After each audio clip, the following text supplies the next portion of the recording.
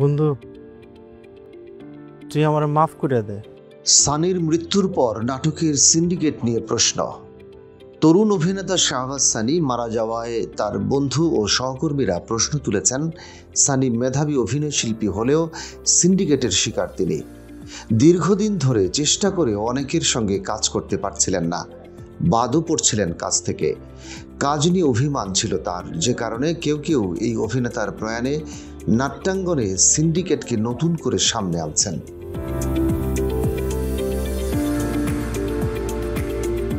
একসময় ইমরান রবিনের নাটকে অভিনয় করেছেন শাহবাজ সানি।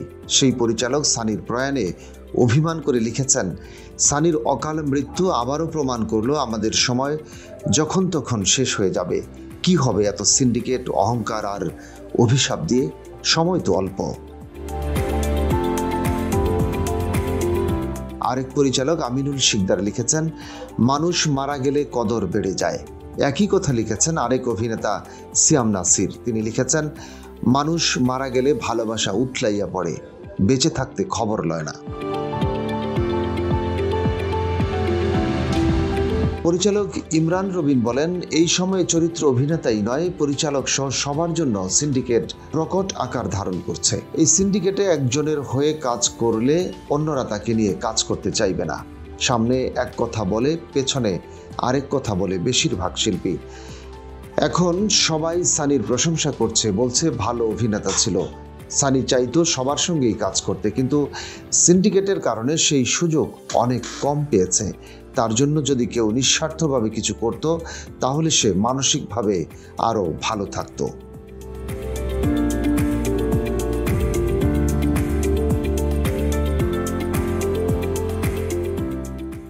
মোহন আহমেদের নাটকে অভিনয় করেছিলেন সানি। পরবর্তী সময়ে এই পরিচালকের বেশ কিছু কাজ করেছেন। মোহন বলেন, সানির সঙ্গে বেশ কিছুদিন আগেই কথা হয়। তখন সে জানিয়েছিল এখন প্রধান চরিত্রে অভিনয় করছে। তার প্রথম প্রধান চরিত্রে অভিনয় করা নাটকের নাম বলল জামাইয়ের মাথা গরম। জানালো এটাই ছিল ওর প্রথম প্রধান চরিত্রে অভিনয় করা। এটাই একজন অভিনেতার প্রধান চরিত্রের শেষ কাজ মানতে কষ্ট হচ্ছে। নাম প্রকাশ না করার শর্তে সানির এক সহকর্মী জানান, অনেকের সঙ্গে কাজ করেছেন তিনি, সবার সঙ্গেই ভালো সম্পর্ক ছিল, কিন্তু কোনো গ্রুপ হয়ে কাজ করেননি। তিনি বলেন, নাটকে তার চেষ্টা ছিল, একটা জায়গাও তৈরি হচ্ছিল, কিন্তু ভালো প্রস্তাব পাচ্ছিল না। দেখা যেত ইচ্ছে করে অনেকেই দু একটি সিন ধরিয়ে দিত। ছোট চরিত্র না করলে সম্পর্ক খারাপ হতো, সে কারণে তাকে পরবর্তীতে ওই সিন্ডিকেটের নাটকের কাজে ডাক পড়তো না। আবার কখনো হঠাৎ কাজ থেকে বাদ দিত। কদিন আগে অভিনয়ের পাশাপাশি খিলক্ষেতে রেস্টুরেন্ট দাঁড় করানোর চেষ্টা করছিল। হতাশা, অভিমানেই ছেলেটা চলে গেল। জামাইয়ের মাথা গরম নাটকটি প্রচারিত হয় কথা ছবি ইউটিউব চ্যানেলে। এ চ্যানেলের স্বত্বাধিকারী রাকিব চাকলাদার ও চ্যানেলটির নাট্য নির্মাতা প্রিন্স রোমান গতকাল ঘটনাস্থলে উপস্থিত ছিলেন।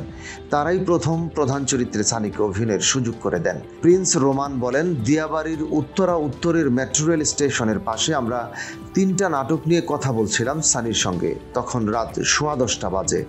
এর মধ্যে হঠাৎ সানি প্রচণ্ড কাশতে থাকে, পাশাপাশি ঠান্ডায় সর্দি ছিল। কাশি বেশি হলে সে একসময় আমাদের কাছ থেকে উঠে পাশেই একটু দূরে চলে যায়। তখনও কাশছিল। সে সময়ই হঠাৎ দেখি সে পড়ে গেছে। সঙ্গে সঙ্গে হাসপাতালে নিয়ে যাই। চিকিৎসক দেখার পর জানান পালস কাজ করছে না। আইসিইউতে রাখা হয়। অবস্থা আরও খারাপ হলে অন্য একটি হাসপাতালে স্থানান্তর করা হয়। সিসিইউতে নিয়ে যাওয়া হয়। সেখানে পর্যবেক্ষণে রাখার পর রাত 3:30টার দিকে চিকিৎসক জানান সানি মারা গেছে।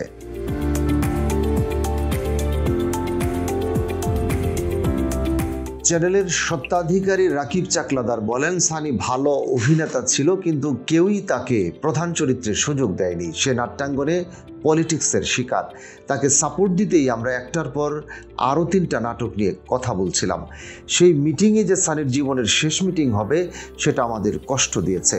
তিনি আরও জানান, সারা রাত তারা হাসপাতালে ছিলেন। সকালে সানিকে হাসপাতালে দেখতে আসেন অভিনয় শিল্পী তৌসিফ মাহবুব, খায়রুল বাশার, ইয়াস রোহান, পরিচালক ইমরাউল রাফাত মজুমদার, এসআর মজুমদার সহ অনেকে।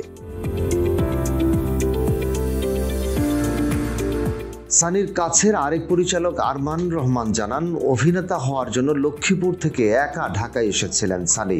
একটা সময় দিনের পর দিন খেয়ে না খেয়ে দিন কেটেছে। কিছুটা পরিচিতি পাওয়ার পরও দিন কেটেছে প্রোডাকশন হাউসে ঘুরে ঘুরে। সানির আদর্শ ছিল মোশাররফ করিম। তিনি নায়ক হতে চাইতেন না, চাইতেন চরিত্রাভিনেতা হতে।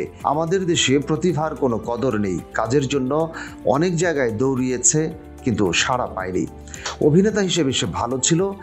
একটু একটু করে যখন ভালো থাকার কথা, তখনই সে বিদায় নিল, বলেন আরমান।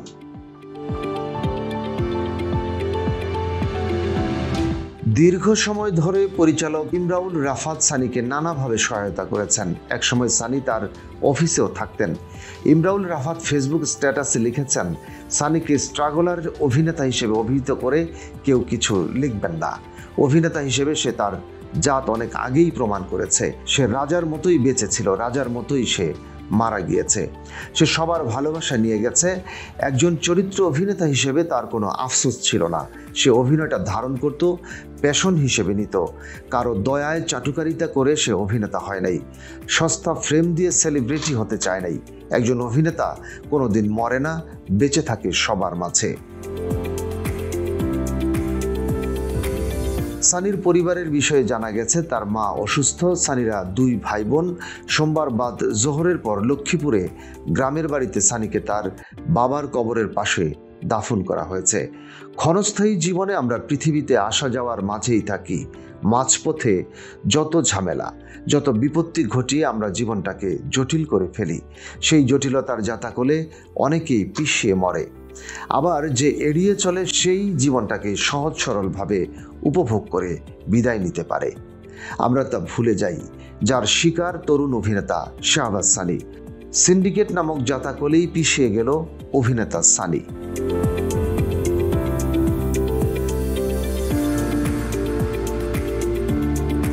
মনিরুজ্জামান তুহিনের পাণ্ডুলিপি এবং সংগৃহীত তথ্যচিত্রে রশিদ কামাল, বাংলাবাজার পত্রিকা ডিজিটাল।